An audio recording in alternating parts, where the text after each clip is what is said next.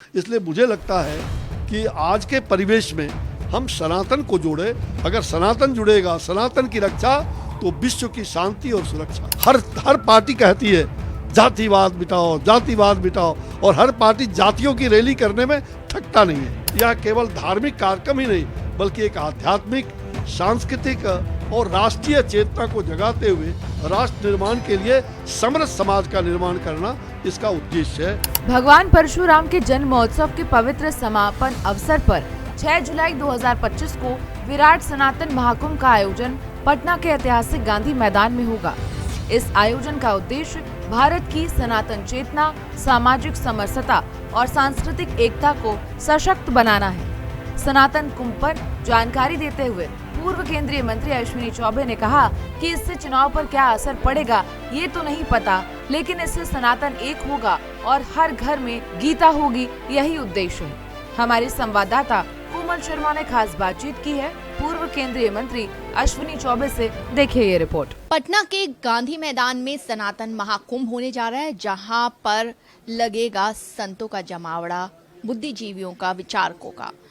इस समय सनातन कुंभ में क्या क्या होगा, कैसी तैयारियां हैं, क्या कार्यक्रम है, इसके लिए बात करने के लिए हमारे साथ कार्यक्रम के संरक्षक पूर्व केंद्रीय राज्य मंत्री अश्विनी चौबे जी हैं। सर, आप सबसे पहले जो पटना के गांधी मैदान में ये सनातन महाकुंभ लगने जा रहा है, क्या है ये? देखिए, पूरे कहा जाए कि देश के अंदर जो हमारा सनातन धर्मावलंबी लोग हैं, हम सनातन एकजुट होकर के देश को और अपने राष्ट्र को ही नहीं बल्कि पूरे विश्व में शांति, सुरक्षा, विश्व का कल्याण हो, हमारा वसुधा का कल्याण न भूलें। हम तो पूरे धरती को वसुधा मानते हैं, प्रकृति हमारे लिए। तो निश्चित रूप से ये सनातन महाकुंभ का जो आयोजन हम लोगों ने किया है, ये श्री राम कर्म भूमि न्यास की ओर द्वारा आयोजित, और विशेष करके इसमें अनेक संगठन भी साथ हैं, जैसे अखिल विश्व परशुराम महासंघ से लेकर के अनेक प्रकार के छोटे बड़े सनातनी और कई संगठन इसमें मौजूद हैं। और उसका साथ साथ इसमें दिनकर विचार, जो राष्ट्रकवि दिनकर है, दिनकर का जो कहा जाए विचार पर न्यास, वो भी है।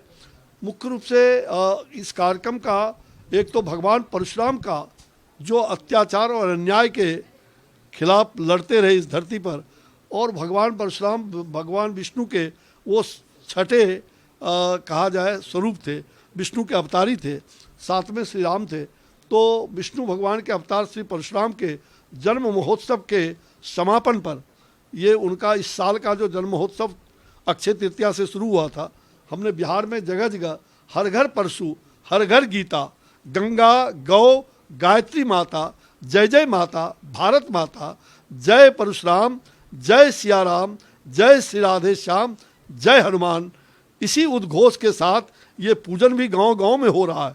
और उसका समापन जो है गांधी मैदान में भगवान परशुराम के जन्म महोत्सव पर, जहां शस्त्र शास्त्र सनातन संस्कार, शस्त्र की भी पूजा होगी और शास्त्रों की पूजा होगी, वेद पुराण सभी संतों के द्वारा, और सभी आम जनता उसका पूजन करेंगे। तो हमने इस कार्यक्रम में सभी समाज के लोगों को बुलाया है, और इसमें विशेष रूप से सामाजिक समरसता के निर्माण और उसके उत्थान हेतु परशुराम की प्रतीक्षा।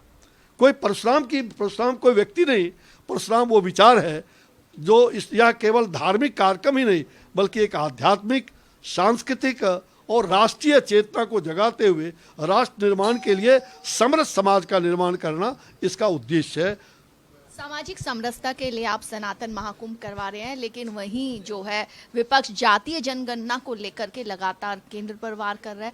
आरजेडी का कह रहे हैं कि हमने जातीय जनगणना की मांग उठाई थी। भाई देखिए, मैं जाति जनगणना के बारे में वो राजनीतिक कार्यक्रम है, मैं भी एक राजनीतिक कार्यकर्ता हूँ, उसका मंच दूसरे मंच पर से इसका जवाब दिया जा सकता है। आज तो मेरा कार्यक्रम जाति जनगणना में व्यक्तिगत रूप से जातिवाद का, हर पार्टी कहती है जातिवाद मिटाओ, जातिवाद मिटाओ, और हर पार्टी जातियों की रैली करने में थकता नहीं है।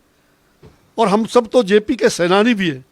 मैंने अपने जवानी को जेल के अंदर और उस सलाखे में बिताया है।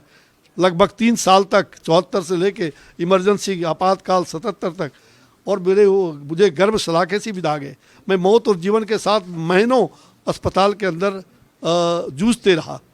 तो हम जानते हैं, और हमने जेपी के सामने संकल्प लिया है, जातिवाद मिटाएंगे, नया समाज बनाएंगे, लेकिन जहां पर भ्रष्टाचार मिटाएंगे, नया राज्य देश बनाएंगे।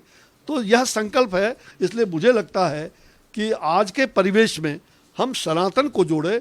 अगर सनातन जुड़ेगा, सनातन की रक्षा, तो विश्व की शांति और सुरक्षा, देश की सुरक्षा, सनातन की रक्षा। तो हम सनातनवासी सनातन का आह्वान करते हुए, और परशुराम की प्रतीक्षा जो राष्ट्रकवि दिनकर ने लिखा था, उस समय जब चीन का युद्ध हुआ था, आज पाकिस्तान का युद्ध हुआ है, और उस समय आतंकवादियों ने सर उठाया था, उसके सर कुचल दिए गए थे। आज भी आतंकवादियों के सर, इन सनातनियों का प्रहार उन आतंकवादियों पर भी होगा। इसलिए आप सनातन को की बात कर रहे हैं, सनातन को जोड़ने की बात कर रहे हैं, हर घर में गीता और गाय लाने की बात कर रहे हैं। क्या परशु, लेकिन इसका क्या इस महाकुंभ का चुनावों पर भी असर पड़ेगा? वो देखिए, अब किसका क्या असर होगा ये भी नहीं जानता, लेकिन इतना जरूर मैं जानता हूं कि सनातन अगर एक होंगे तो सनातन की संस्कृति को कोई नष्ट नहीं कर पाएगा। हम सनातन की संस्कृति के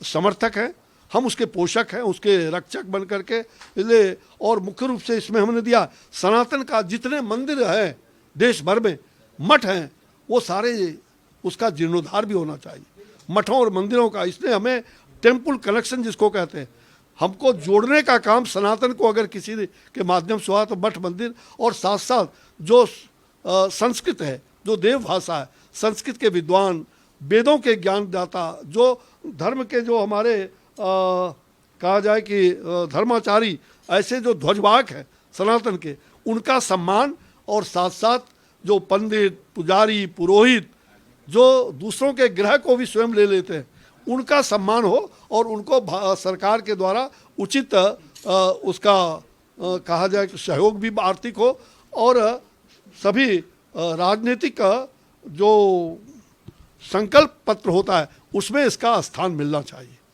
आपने तभी सामाजिक समरसता का मूल, ये आपने कि जो संकल्प पत्र है उसमें भी स्थान मिलना चाहिए। एक ये आपकी मांग जो है वो, और भी ज्यादा सामाजिक समरसता और महाकुंभ का ये प्रस्ताव भी होगा।